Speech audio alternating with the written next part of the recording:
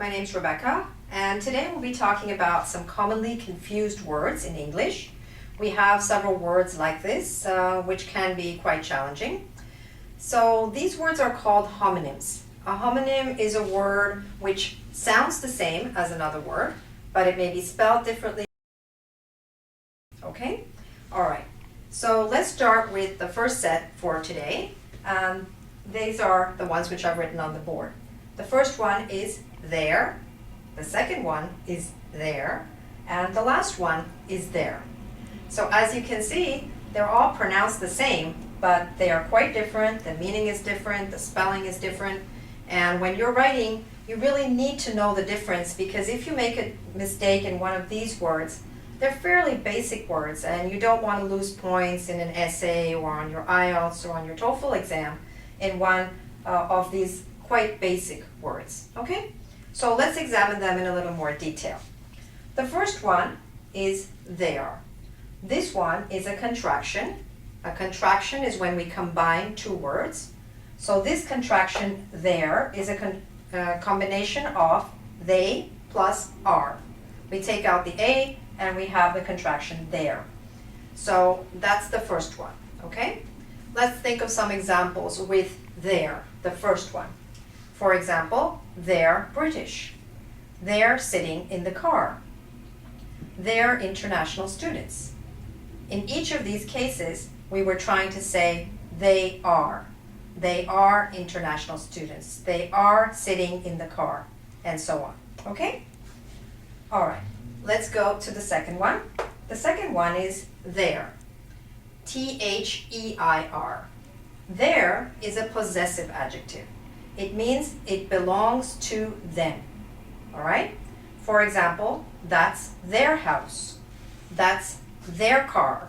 Okay? Have you seen their new house? And so on. All right? So that's being used as a possessive adjective to refer to something that belongs to them. Okay? Let's go to the third one, Theyre. Theyre can be two things.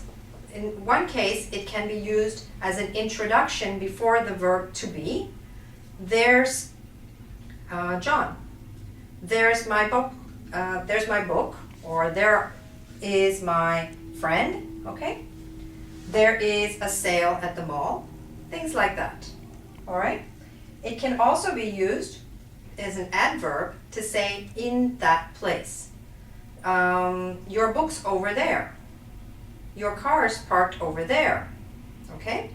So this is another way in which we can use the word there, T-H-E-R-E. All right?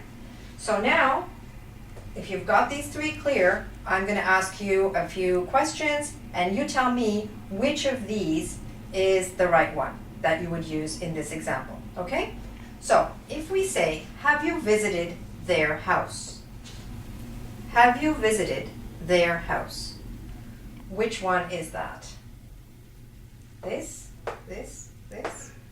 Have you visited their house? We're saying their house, meaning the possessive form, the house that belongs to them.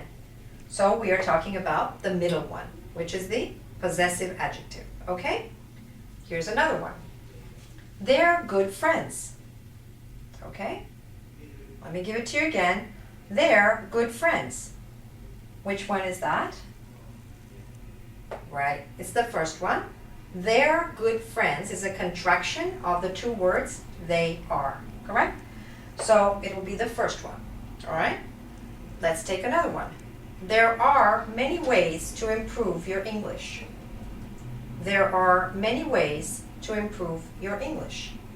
Which there are we using now? Okay, have a look, right? It's the last one. There are many ways to improve your English. Okay? All right.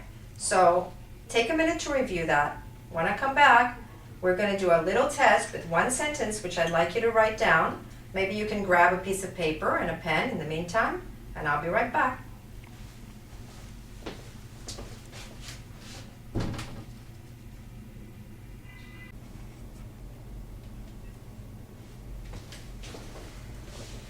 Okay, did you grab a piece of paper?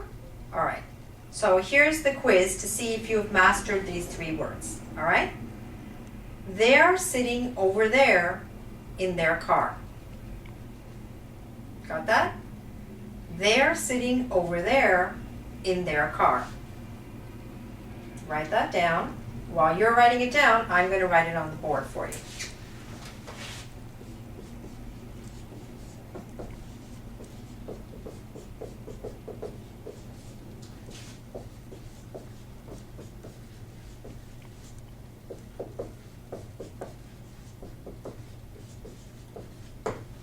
Okay, did you get all of those?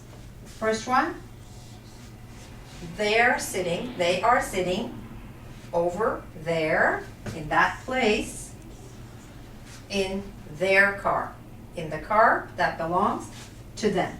Okay, so if you got that one right, you've probably understood this concept very well.